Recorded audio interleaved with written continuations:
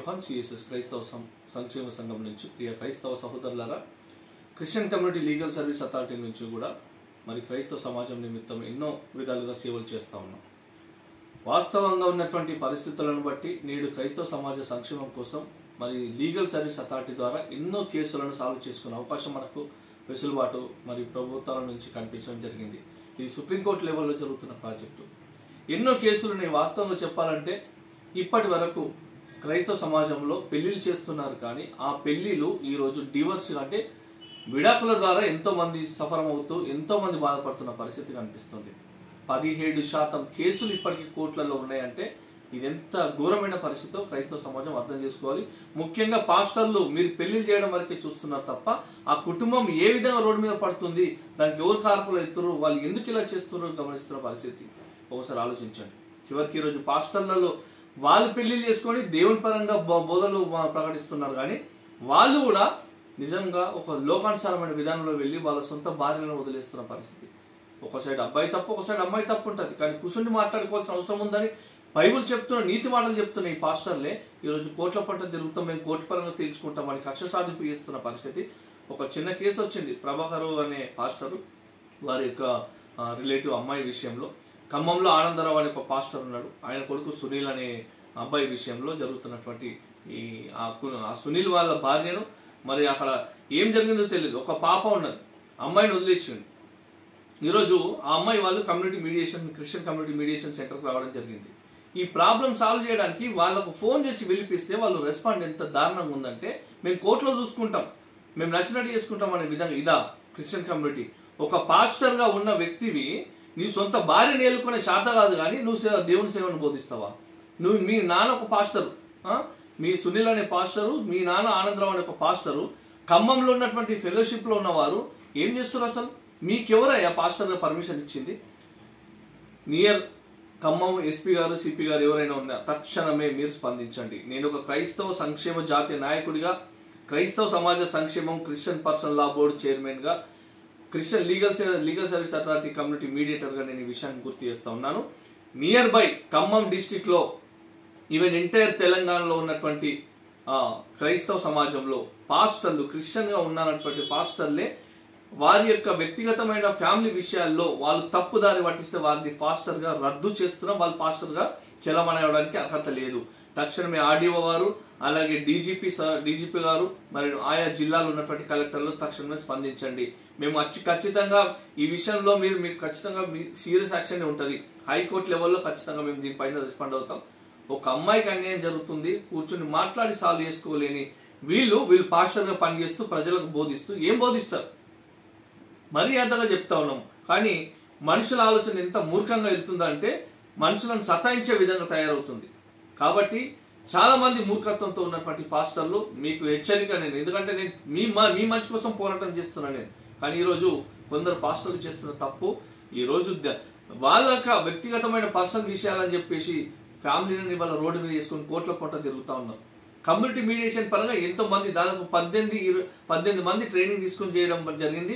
Community mediation సెంటర్లు open చేసి ప్రభుత్వం ఈరోజు ఇంత సపోర్ట్ చేస్తుంటే చర్చిలలో ఒక్క పాస్టర్ కూడా దీని గురించి ప్రకటించకుండా క్రైస్తవ సమాజం సంబంధించినటువంటి సమస్యలను మన మీడియేషన్ సెంటర్ ద్వారా సాల్వ్ చేసుకుందామని చెప్పుకోలేని స్థితిలో ఈరోజు పాస్టర్ ఫెలోషిప్లు ఉన్నాయి. అంటే మీ స్వార్థాల కోసమా పాస్టర్లు మీరు ఉన్నది?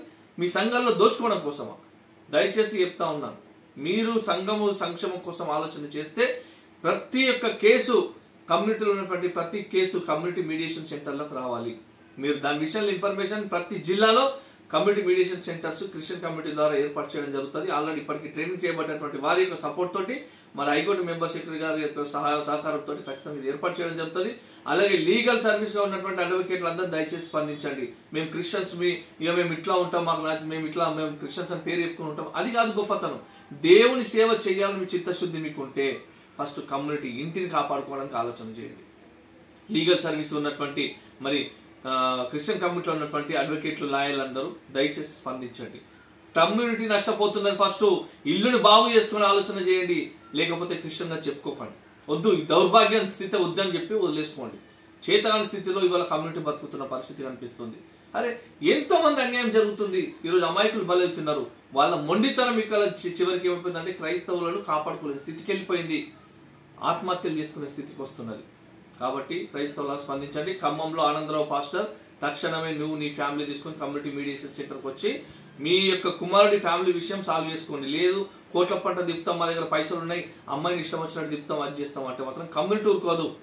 కమ్యూనిటీలో ఉన్నటువంటి క్రిస్టియన్ యూత్, క్రిస్టియన్ బెటాలియన్ అందరికీ చెప్తున్నాను, క్రిస్టియన్ ఆర్మీ కూడా, మనము పనికిరాని చెట్టును నరికివేయబడని బైబిల్లో చెప్తుంది.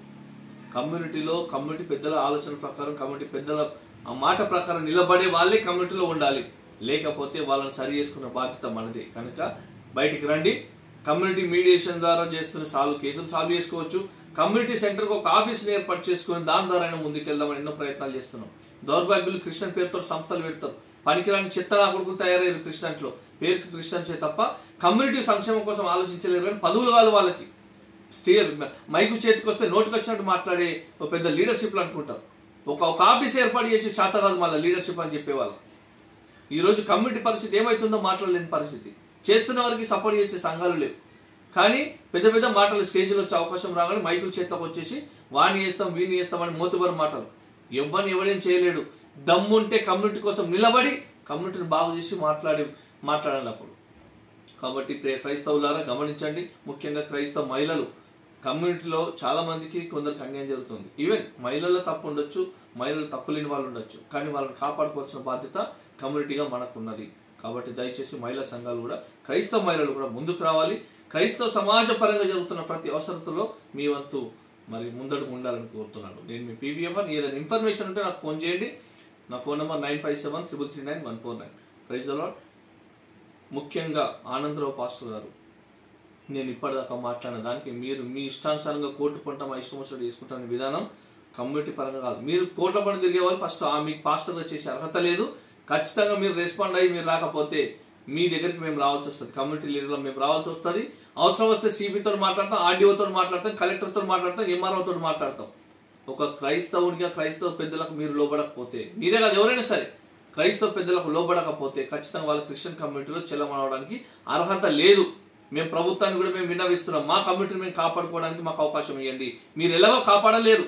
మీ ద్వారా కమ్యూనిటీకి ఇప్పటిదాకా మేలు జరిగిందో జరగలేదో అది ప్రభుత్వాలు మీరు నిజంగా నిరూపించే అవసరం మీ చేతిలో ఉంది. కానీ ఇన్సైడ్ ఉన్నటువంటి కమ్యూనిటీని కాపాడుకునే బాధ్యత మా కమ్యూనిటీ పెద్దలకు ఉంది. మీరు చర్చల్లోకి వచ్చి రాజకీయాలు చేయొద్దు దయచేసి. నిజంగా చిత్తశుద్ధి ఉంటే క్రైస్తవ సమాజాన్ని కాపాడడానికి కమ్యూనిటీ పెద్దలను పిలిపించి ఏం చేయాలో మాట్లాడండి దయచేసి.